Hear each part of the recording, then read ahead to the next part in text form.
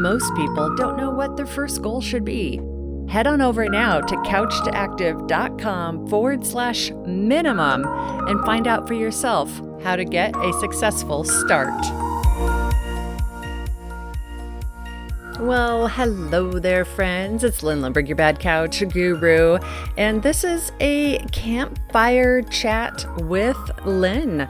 This is actually our second Campfire Chat, and what this is I found that I absolutely love our 5-minute format where we can just dive in Monday through Friday and do a really quick episode to just inspire you to get moving. I love it. I love it.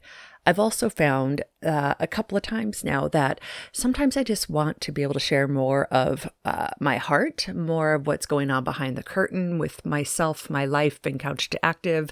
And it's not necessarily really specifically exercise motivation stuff, but I still want to share it anyway. And these are longer format podcasts, the Campfire Chats, usually half hour-ish.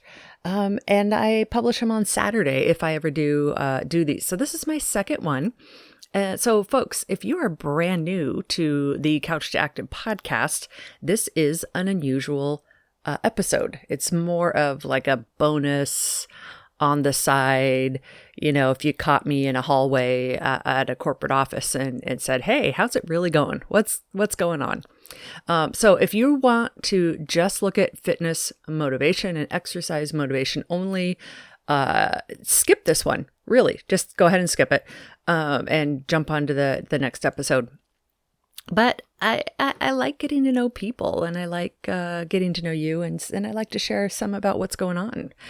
So today we're going to share, I'm going to share a little bit about my work with Couch to 5K and some of the things I've experienced this round of Couch to 5K doing it with chronic illness. So that's an interesting one. And then I've also done in the background, this has, like I said, this has nothing to do with Couch to Active-ish, but it's all related. I'm 14 weeks into Noom. You've probably seen the ads for that if you're on Facebook at all. And if Facebook has targeted you as somebody who might be interested in weight loss, I'm 14 weeks in Noom, so I'm going to talk just really candidly about what my experience has been there. And then also, I am considering going more public and radical with a personal side of my life that I've alluded to but haven't really talked about. So I'm going to just talk about what I've been thinking there. And I haven't really made any final decisions on this yet. So going public on a personal part of my life. And then I just got a new specialist, a fitness nutrition specialist, not degree, specialist certification. And I'm excited about that. So I'm going to tell you a little bit about what that is, and then talk about just specialists and certifications in general in the industry. And then, if we have time, depending on how long it goes, a little bit about how far I am going on, what I'm doing to kind of keep my mental health doing all right during this crazy year. So I'll talk about me there. All right. That's what we've got. So, hey, Saturday. I know we usually don't have an episode on Saturday, but we do today. So first of all, Couch to 5K. As you guys know, just what was it? A couple weeks ago, we did an episode on Couch to 5K where we talked about how it's specifically a program to help people go from feeling like a couch potato to being able to run a 5K. And if you haven't heard that episode, go back and listen to the Couch to 5K episode. And I started going through the program myself, but I'm doing it radically different. And here's the thing. Most people make the mistake of taking a fitness program designed by somebody else without you in mind, without your specific situation in mind, and assuming you have no chronic illnesses, assuming you're already partway in shape, assuming all kinds of things about your health and wellness that are probably not true. and they slap it on a piece of paper and they say, here, try this. Couch to 5K is one of those. It's a great program to progress you to run more and more, but the problem, or jog or waddle, whatever you want to call it, but the problem with it is for most people who are new to jogging or running, the progression is too fast. It starts out way too fast and it pushes you through way too fast. And so I decided I'm going to do this Couch to 5K program because my health is coming back. I'm regaining health. I'm going to do Couch to 5K, but I'm going to do it in a way that makes me not miserable, in a way that makes me not hate it, and in a way that just makes it so I can build strength and be completely injury free. And so I'm going to do it the Couch to Active way. And it's been interesting. The first workout, week 1, day 1, I had to do it 4 or 5 different times. Week 1, day 1. So I did week 1, day 1, couldn't even finish it. Then I came back a couple of days later, week 1, day 1 again, did a little bit more. Then a couple of days later, came back, week 1, day 1 again. And I told myself, as long as I keep improving and as long as I stay injury free and I don't push so hard that I'm miserable and I hate it, I know I'll be more likely to come back and keep doing it. And so I've been doing this and now I'm only on week 2, day 3, I think is what I'm going to do today. But my cardiovascular strength has already improved. I've stayed injury free. Every time I go out and I do just a tiny bit more than I did before, it's really exciting because I come home and I say to myself, oh my gosh, I just jogged a little bit more than I've jogged in the last 2 years. And then a few days later, I go out and I'm like, oh my gosh, I did it again. I jogged just a tiny bit more than I've ever been able to in the last 2 years. And it's been exciting. Now, it's going to take me flipping forever to get through this program, but I don't care because I'm feeling stronger. I'm loving it. I'm staying injury free. And I go on to these forums on Facebook. There's a whole bunch of Couch to Active groups. And one of these, not Couch to Active, Couch to 5K groups. And one of these Couch to 5K groups is just full of people complaining about how miserable they are and how much they hate it. And I'm sitting on this forum as an influencer in the exercise space. And I want so badly to say, come to Couch to Active, do it the Couch to Active way. But I can't because that's the quickest way to get banned from a group, right? Because then they think I'm trying to sell to their people. So I'm trying to work with the admins of these groups to be like, no, you guys, there's a better way to do this. So that's one thing I've got going on in my life right now is working myself through the Couch to 5K program. So if you want to work through the Couch to 5K program and you want to do it the Couch to Active way, I'd be happy to help you with that. So that's one thing that's been going on in my mind. And it's been a little bit of a trick because a lot of you know, I've completed, was it more than 10 half marathons and multiple triathlons and, Seattle to Portland 200-mile ride. I've finished that 6 times in my life. And so having a setback of health issues it's been really hard to work through and given me an incredible amount of empathy. And to have health issues where it's like, oh my gosh, I can't even jog for 1 minute and then have to work through that has been, is not just has been, it's incredibly humbling. And okay. Next one, Noom, Noom, Noom. You've probably seen ads for it everywhere. I'm not affiliated with Noom in any way, shape, or form, and not at all. This is just a personal thing, and it's also part of my passion of trying out everything, right, and seeing it. So Noom is one of those fitness apps, trackers, fitness and nutrition app trackers. And and we talked about some of those earlier this week, where it's on your phone, not on the computer. I wish it was on the computer. And every day you get about 5 to 10 minutes of reading that you do that teaches you mostly about your relationship between food and yourself. And some of it is also your relationship between you and exercise, but mostly it's the psychology around food. And then you also track everything you eat. And if you want to, as a bonus, you can add in exercise.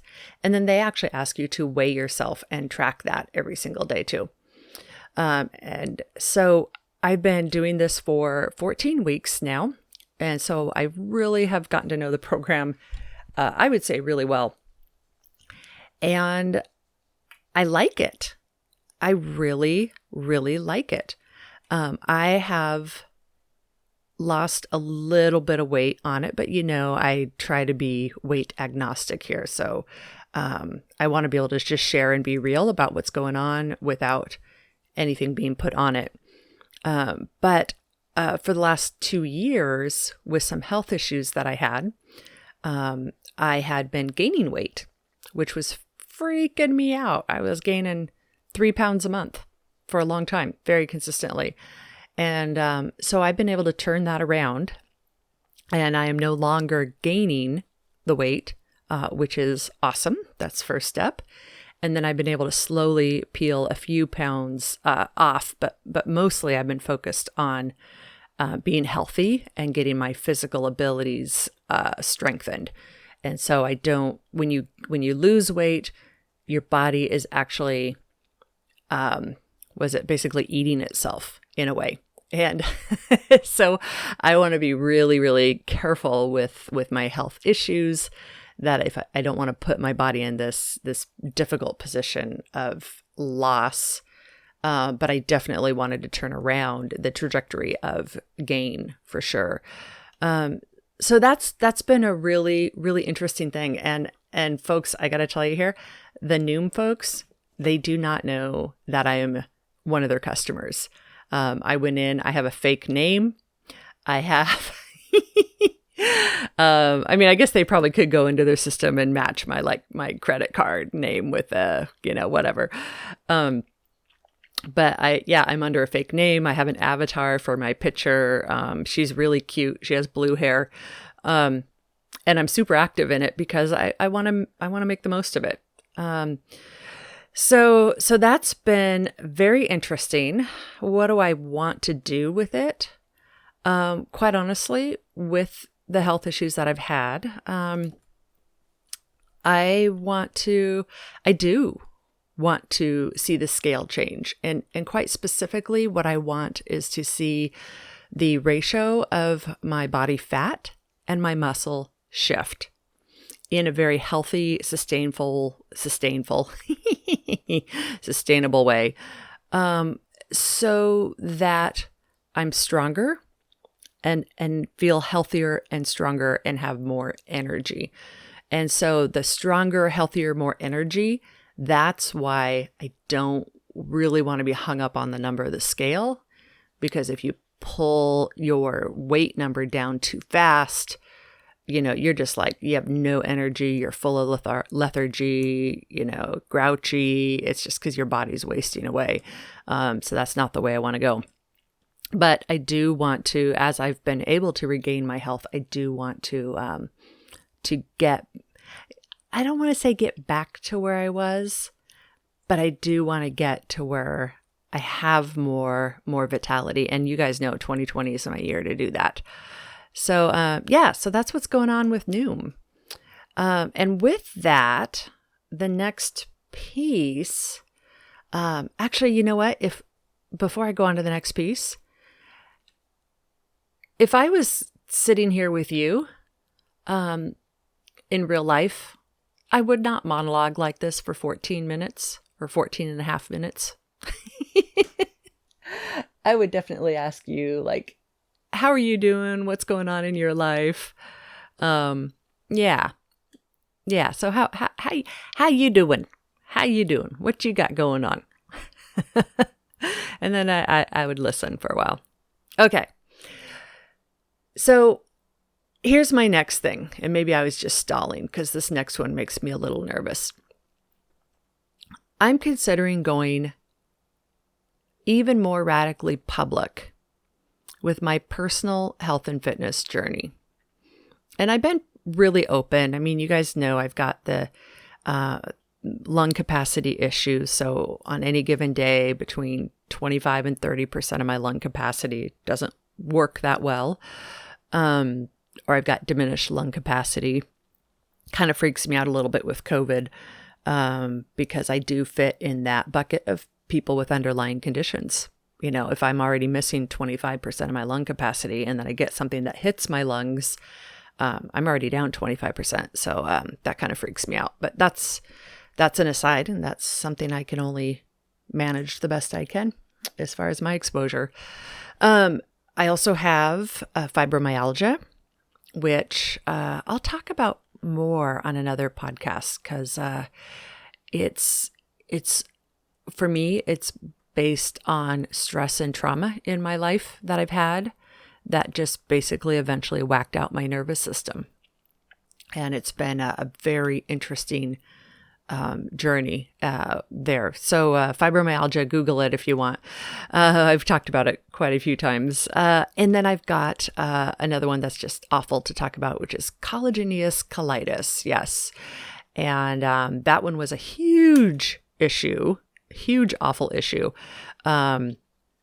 for like 6 months. And then I actually got the diagnosis and learned what to do to manage it, and made it an amazing difference. And some of it was, that one was, when coconut oil was like all the rage, and MCT oil, like coconut oil and butter in your coffee, have your coffee and your coconut oil, and like, oh, it'll, So I jumped on that bandwagon and tried it, not knowing at the time that that's exactly what I shouldn't do for collagenous colitis.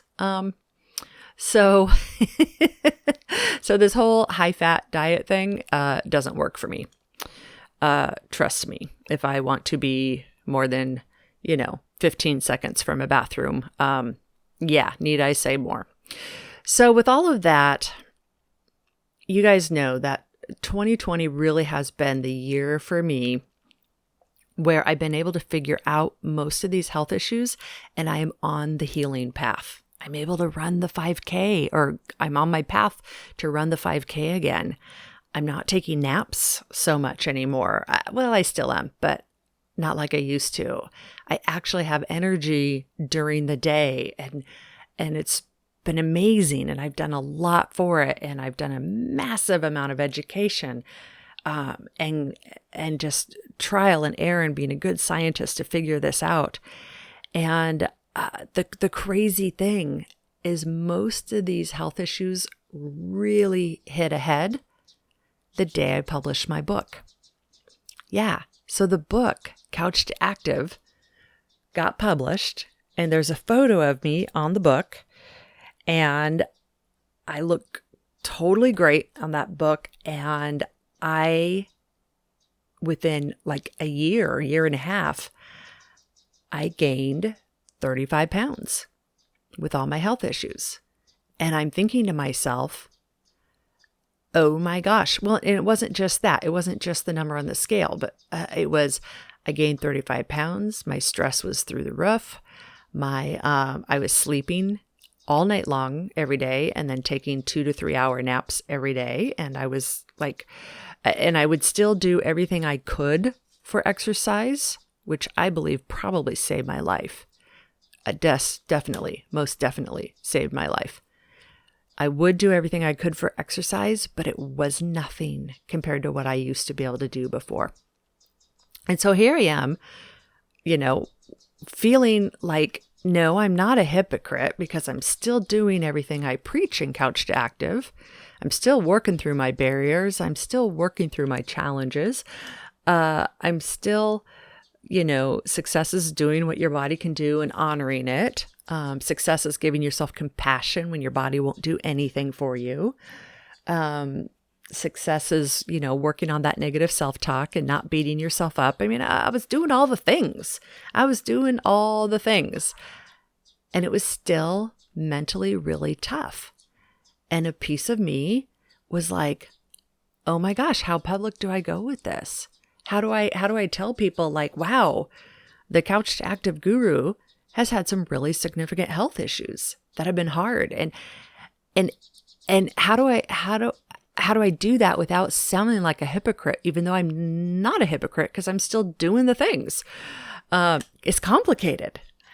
So I decided to bury it 20 minutes into this Campfire podcast. No. I reward the people who stay with us and listen all the way. But it's been an interesting thing. And then I realized, you know what?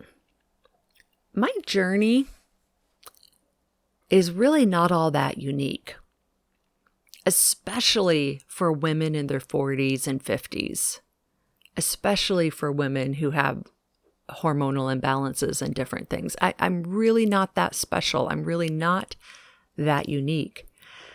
And so I decided everything inside of me was just screaming at me saying, Lynn, you got to get more public with this. Lynn, you got to put like more full body photos of you with who you are and show people more how you're still living the life. You're still doing the things. You're still getting out and being active. You're not letting a body image issue hold you back from doing what you love. Lynn, you got to be that. You got to do that in a more radical public way. That's my self-talk. That's what's been, screaming at me. And so it's an interesting thing to think like, okay, what if I do go more radically open with this? What does it look like? Is it going to force me to obsess about food? So then I'll end up with a food disorder because I'm so public about what I have going on that I want to like radically succeed. And so I'll be like I've been thinking all these things. And then I decided, you know what? Nah, people will understand. People will get it. You will understand. I trust you will get it. And you'll say, yeah, this stuff, this life thing, it throws us curveballs. It's crazy as bananas. We finally get ourselves to a place where we think we've got exercise all figured out, and then boom, we break a leg. Like literally break a leg. Not me, but I know people who have. Or we're finally, getting in a place where we have a space to exercise, and boom, chronic illness hits us again. And we're struck with being so just exhausted all the time. So that's really part of what's going on in my mind right now, is I'm really considering going just massively more public with this. And if I do, it'll be a little bit scary for me, but I got to own it and I got to do it. And I know it's what I want to do. And so if I do, I'm going to need y'all to support me in this because, it's just been a very interesting thing to have so little control over so much in my life physically recently. But I do need to get a little more loud and talking about that. So, so that's what's going on. And then one thing that I did do, that I think I talked about this in an earlier podcast. Let me see. Maybe not. I don't remember. But I just got myself a new specialist.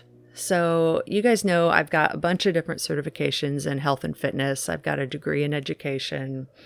I spent 40 years, 20 years, it felt like 40, 20 years in corporate training. So I really know the whole change management, how to change people's lives, all that, right? Well, I just got a new specialist called the Fitness Nutrition Specialty. And what that does is I did it for myself because I really wanted to dive in and learn more. And part of it was, you guys know, I've joked about how Sometimes I think I know more than a lot of nutritionists or a lot of nutrition specialists. So I went through, I got it, and I went in right away and I passed the exam. And it was not an easy exam, let me tell you. It was took me 4 hours. It was not an easy exam, but I went through, and then now I'm reading the book and doing all the lessons because I really want to learn this stuff for myself more than anything. And I really want to learn it in a real formal way, learn fitness, nutrition in a real formal way, as opposed to just, reading all the time, everywhere, and from reputable sources. So that's a new specialty of mine, and I am brainstorming if I add this to services for Couch to Active, because I really initially just did it for myself. But now I'm wondering, do I add this as this Couch to Active service that I can provide to you all? And I'd love to hear your perspective on it.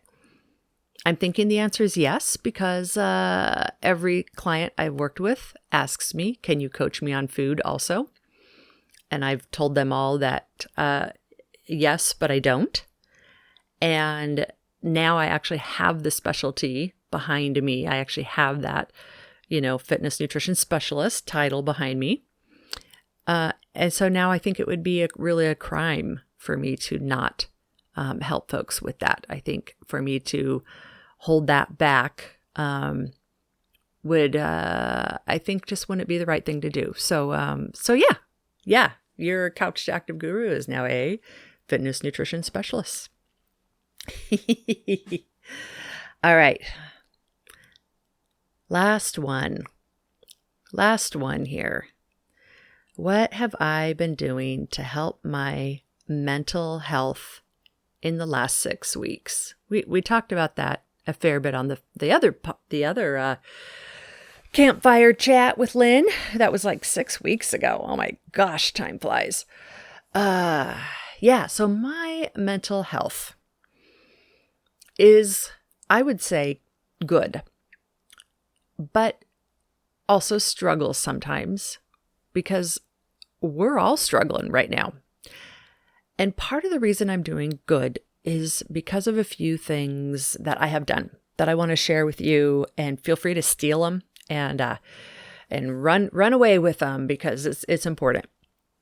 So one thing that I did is I admitted to myself that my mental health was struggling with everything going on with, COVID and Black Lives Matter and, killer bees and my God, what else is coming next, right?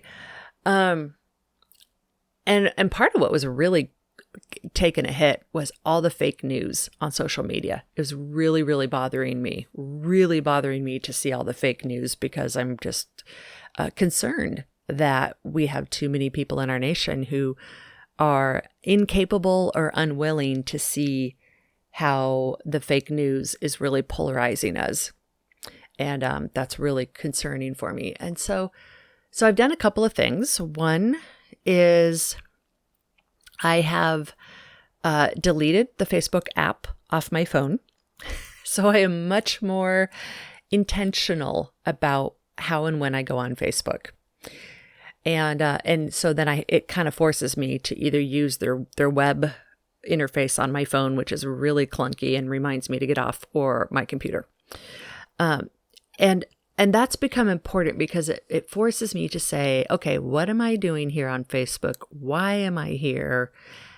And I've really just engaged on Facebook only in a very meaningful way. So on my personal page, I've done a few videos and a few really long posts that have had some nice discussion in them.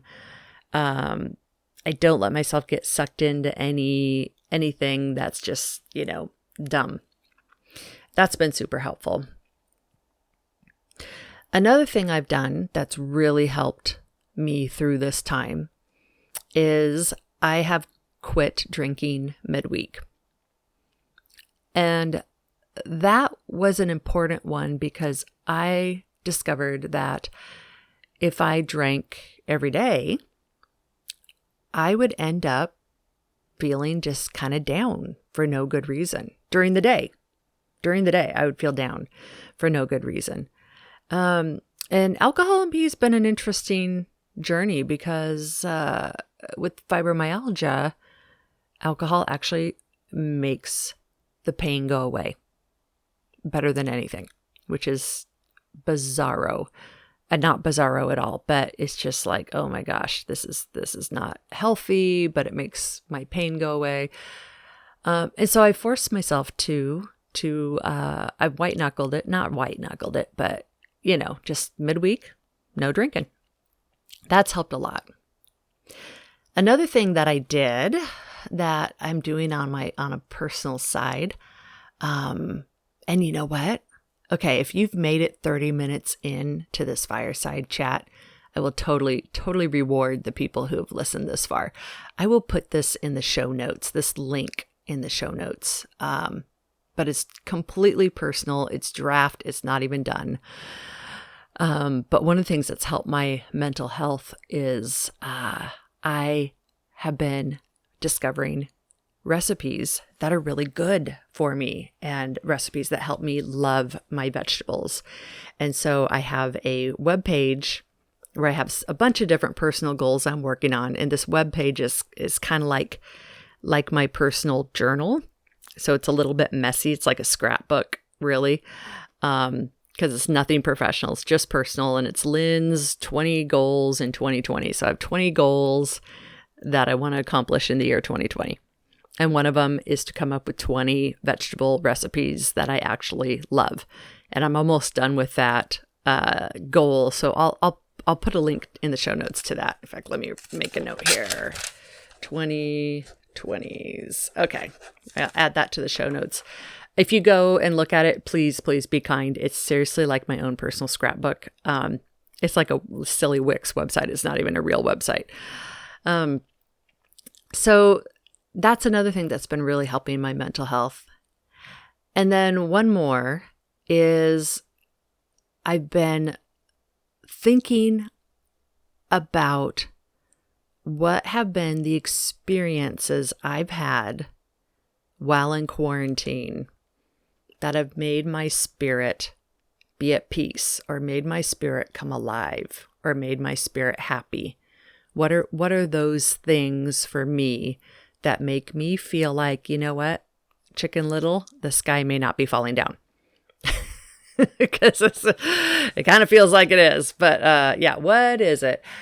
And I wrote those down. And for me, they were like outdoor exercise with a friend, touching nature every day, eating healthy and being proud of that at the end of the day, carving out time, like shutting my computer down at the end of the day and giving myself an evening to just relax and, chillax, things like that. And then I pulled out my calendar and I'd look at the weeks ahead and I'd say, okay, start making plans, Lynn. Start like proactively making plans. And so like tonight, I have 3 women coming over and we're doing a fireside chat. Oh my gosh, we're doing a fireside chat, socially distanced fireside chat, quite literally, if the rain will stop. So I'm excited about that. Last weekend, I went on an outdoor hike with a friend. We're setting up a little movie theater in our backyard so we could watch movies outside, socially distanced with some friends, just really thinking like long term, what is this going to look like and how do I need to adjust my life to thrive as much as possible? And I got to tell you, it works. It really works. Like we talked about the last couple of podcasts, owning your success, owning what this looks like. Don't wait around for somebody to be your hero. You got to be your own hero. I got to be my own hero. I got to figure out, what do I need in order to survive through this time? Knowing full well that very likely the fall and the winter is going to be even worse with weather, with politics, with the coronavirus, like everything. It's just knowing it's just going to be a tough winter, probably. Hopefully not, but probably. What can I do to make sure that I'm resilient through this and not just turning a blind eye to it, but putting myself in a place where I can take care of myself and be strong so that when this wave comes, I have seen it come and I'm already doing things to take care of myself. And so I guess that's the biggest thing for you all is start thinking now. What do you need to do? What makes you happy right now? What makes you thrive? Or maybe not what makes you thrive, what makes you one step closer to thrive or one baby step further away from being depressed, right? And do the things. Start doing them. Start owning it. Start really, we need to support each other in this today. So those are the things that I'm doing with my mental health. So, and meditation is part of it. Exercise, of course, is part of it, right? But yeah, friends, that's what I got going on. And yeah, it's really weird for me to talk this long all by myself. But, I'm getting used to it. Oh, so I hope that you found a couple things in there that might inspire you and encourage you. If you've been looking and wondering about Noom, that has been an interesting one. I feel like I very deeply know it very well now. If you've been thinking about doing the Couch to 5K, but you're not sure how, I've got that going. But really take good care of yourself, coming up, and, we're in this together. And that sounds trite. I hate that everyone's saying we're in this together. It's like, well, we all have our own experiences. But if you're here listening to me 37 minutes into this podcast, you and I are in this together. And I appreciate you. And I hope you're hanging in there. And I hope you own your success also. And feel free to share a story with me. I don't know if some of you know, I've got I talk about it sometimes, but you can always email me at beawesome@couchtoactive.com and send me your story. And don't forget that if you want me to mention it on the podcast or read it on the podcast, I probably will. And just make sure you say that that's okay. Because we want to support each other and we want to help each other. So if you've got tips, or if you're listening to me and you've got tips for me, send them my way. And yeah, maybe I'll bring it up on the podcast. So, alrighty, you guys, have a great rest of your weekend, and we will see you on Monday. Bye-bye now. Couch to Active's number one goal is to help you fill the gap between knowing you should exercise consistently and actually getting it done with a smile. Head on over to couchtoactive.com. Get the course, get the book, get going today at couchtoactive.com.